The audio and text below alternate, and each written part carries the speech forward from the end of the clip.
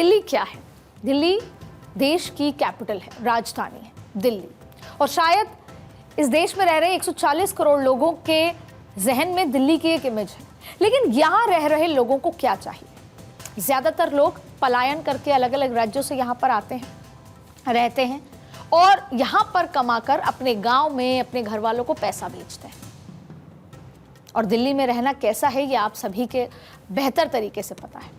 इसलिए अगर यहाँ पर बेसिक सुविधा, पानी, बिजली, घर, ट्रांसपोर्टेशन, ये सभी चीज़ अगर वोटर को मिल जाए, यहाँ पे रह रहे लोगों को मिल जाए, तो शायद उसके लिए सपने जैसा होगा। आज भी मैं आज एक कैपिटल का जिक्र कर रही हूँ कि अभी भी बेसिक मूलभूत चीज़ें उन लोगों को चाहिए। और इसीलिए अरविंद केजरीवाल जब आए और उन्होंने इस बेसिक मूलभूत चीज़ों का जिक्र किया, अपनी आम आदमी की एक इमेज दिखाई, तो लोगों ने फटाक से उनको मुख्यमंत्री बना दिया, सिर्फ बिजली और पानी के लिए। और अब भारतीय जनता पार्टी भी वही दाव खेलते हुए और हमेशा से अलग तरीके से भारतीय जनता पार्टी, खुद नरेंद्र मोदी यहाँ पर लोगों से मैन टू मैन संपर्क कर रहे हैं और लोगों को जो मूलभूत सुविधाएं अभी तक नहीं मिली हैं देश की राजधानी में, वो देने का प्रयास कर रहे हैं। और ये पहला मौका नहीं जब दिल्ली में बीजेपी का फोकस झुग्गी में रहने वालों पर है। पिछले 7 महीनों में दिल्ली के अंदर बीजेपी के कार्यकर्ता झुग्गी में रहने वालों के साथ रह रहे हैं, उनका सुख दुख साझा कर रहे हैं, उनके घरों में सो रहे हैं, उनके साथ खाना खाते हैं, उनकी दिक्कतों को समझ रहे हैं, ये वादा कर रहे हैं कि उनकी परेशानियों को बीजेपी के मैनिफेस्टो का हिस्सा बनाया जाएगा। इसी का एक उदाहरण था दिल्ली के तालकटोरा स्टेडियम में आयोजित किया गया रोजगार मेला। तालकटोरा स्टेडियम में बीजेपी की तरफ से खास झुग्गी बस्ती युवा रोजगार मेला के आयोजन किया गया था। ये रोजगार मेला में देश विदेश की 50 से ज्यादा कंपनियां शामिल हुई थी और बीजेपी का दावा यह था कि इस कार्यक्रम में दिल्ली के सभी जिले के झुग्गी बस्ती से आए करीब 1500 से ज्यादा युवा इसमें नौकरी के लिए शामिल हुए, उनको नौकरी दी गई है। और ये सब क्यों?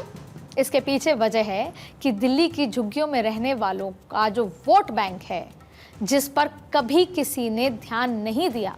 जानते हैं वो वोट बैंक कितना ताकतवर है? आपको बताते हैं। सरकारी आंकड़ों की बात करें तो दिल्ली के अंदर करीब करीब 750 बड़ी छोटी झुग्गियां हैं, जिसमें कम से कम 3.5 लाख परिवार रहते हैं और इनमें से 45% घरों में 4 से 5 सदस्य भी रहते हैं। 22% में 6 से 8 और 5% घरों में 9 से ज्यादा सदस्य रहते हैं। और अनुमान है कि इन 3.5 लाख परिवारों में कुल 20 लाख लोग रहते हैं। तो दिल्ली की जनसंख्या का ये 28% है। और अब ये झुग्गी झोपड़ियों पर कौन वोट बैंक पर राज करता था? अरविंद केजरीवाल। और भारतीय जनता पार्टी के माइक्रो मैनेजमेंट में सबसे पहले इस वोट बैंक पर सेंधमारी शुरू की और सीधा सीधा जो योजनाएं हैं, जैसे झुग्गी झोपड़ियों को घर में तब्दील करना, उनको घर की चाबियां देना, ये उस वोट बैंक को बाहर निकालकर बीजेपी के वोट बैंक में जोड़ने की तैयारी है। और दिल्ली के इसी वर्ग के लिए जब प्रधानमंत्री नरेंद्र मोदी पक्के मकान का तोहफा लेकर पहुंचे, तो लाजमी है कि चेहरों पर मुस्कान आनी ही थी और बीजेपी के अभियान में मजबूती जाहिर तौर। और देखा जाए तो बीजेपी के लिए यह मजबूती जरूरी भी थी। अगर हम पिछले कुछ 1 दशक का बात करें तो दूसरे राज्यों में भारतीय जनता पार्टी ने संगठन भी मजबूत किया, लेकिन जिस तरह का संगठन बीजेपी उम्मीद करती है वैसा संगठन खड़ा नहीं हो पाया। देश के दूसरे राज्यों में चुनाव के दौरान आक्रामक हो जाने वाली बीजेपी दिल्ली में एक्टिव तो है, लेकिन जल्द ही उसे अपनी रणनीति पर अमल करना होगा, अन्यथा मामला फंस सकता है।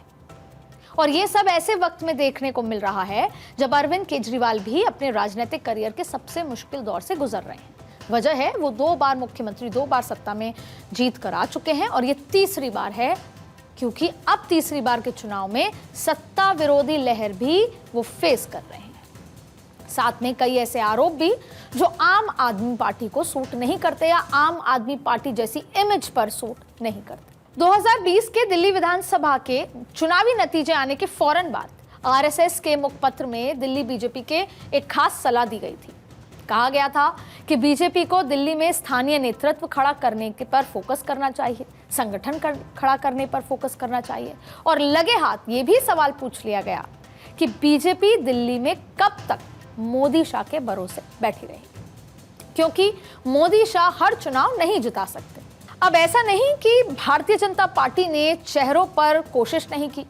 हर्षवर्धन का जिक्र करें, साथ में किरण बेदी का जिक्र करें, इसके अलावा अगर बात भोजपुरी स्टार मनोज तिवारी का जिक्र करें, ये तमाम चेहरे आए तो सही, लेकिन बीजेपी के लिए दिल्ली में कोई चमत्कार नहीं दिखा पाए। और शायद यही वजह होगा कि 2013 में बीजेपी को बेहतरीन नेतृत्व देने वाला जो कहा जाता था हर्षवर्धन के लिए, उनको दिल्ली की राजनीति से हटाकर केंद्र में लाया गया। बाद में उनके कार्यकर्ताओं का यह आरोप था कि वो हाशिए पर उनको भेज दिया गया। अब देखिए 2020 के लिए भोजपुरी स्टार जिनका मैं जिक्र कर रही थी, मनोज तिवारी, उनको भी आगे किया गया, प्रदेश अध्यक्ष बने। और आपने देखा कि यहाँ पर बहुत ज़्यादा बिहार से आने वाले वोटर्स भी हैं और शायद इसीलिए मनोज तिवारी को आगे किया गया। लेकिन चुनावों के दौरान लोग यही नहीं समझ पा रहे थे कि मोर्चे पर आगे प्रवेश वर्मा हैं या मनोज तिवारी हैं, और अंदरूनी खींचतान भी नजर आई। पिछले चुनाव के बाद मनोज तिवारी को हटाकर वीरेंद्र सचदेवा को भी आगे किया गया, लेकिन वो भी खुलकर नहीं, और ना ही वो प्रदेश संगठन के लिए कुछ खास कर पाए।